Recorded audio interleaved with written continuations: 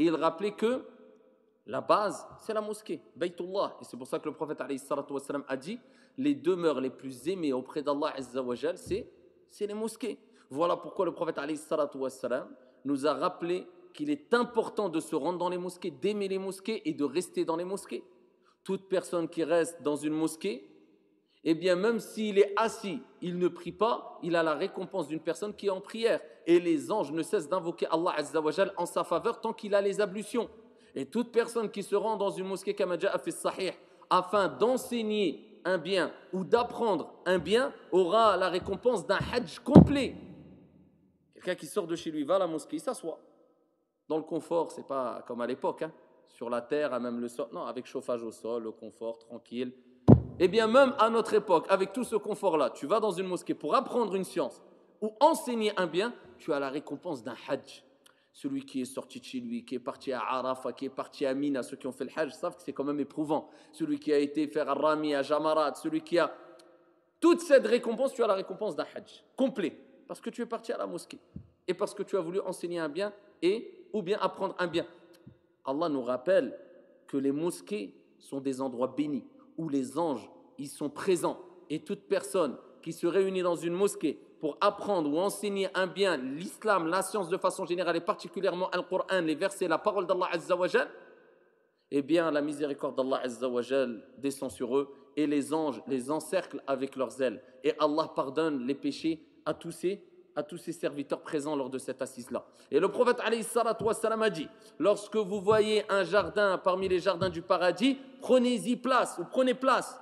Je dis à Rasulallah, c'est quoi les jardins du paradis? Quels sont ces jardins du paradis afin qu'on puisse prendre place dans ces jardins du paradis? Il dit, ce sont hilaqul ilm ou hilaqul zikr, les rappels, les cercles de science ou d'évocation, et qui se passent et qui se sont toujours passés, en général à la base dans les mosquées.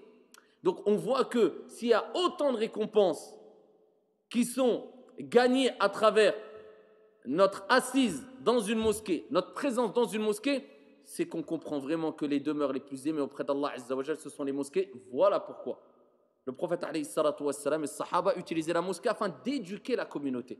C'est dans les mosquées qu'ils éduquaient la communauté, qui leur permettait d'acquérir un bon comportement, une discipline.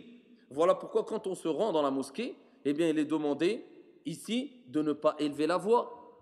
Il est demandé d'avoir les ablutions. Il est demandé de garder un certain comportement serein. Il est demandé d'aligner les rangs. Il est demandé de suivre l'imam derrière. Il est demandé de ne pas devancer l'imam et de ne pas dépasser l'imam. C'est quoi tout ça? Si ce n'est la discipline. C'est pas de la discipline ça? Quand tu viens à la mosquée, Allah t'éduque.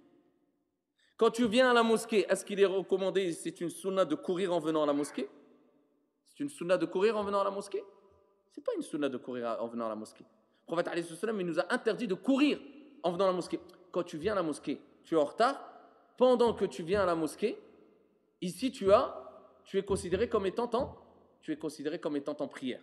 Naam. Donc ici, il y a toute une éducation qui est mise en place de la part d'Allah subhanahu wa ta'ala à travers la mosquée et le fait que les musulmans se déplacent à la mosquée afin d'éduquer la communauté. Et le musulman doit comprendre qu'il doit être discipliné et éduqué à la mosquée et en dehors de la mosquée. Et une communauté sans discipline n'est pas une communauté qui peut réussir.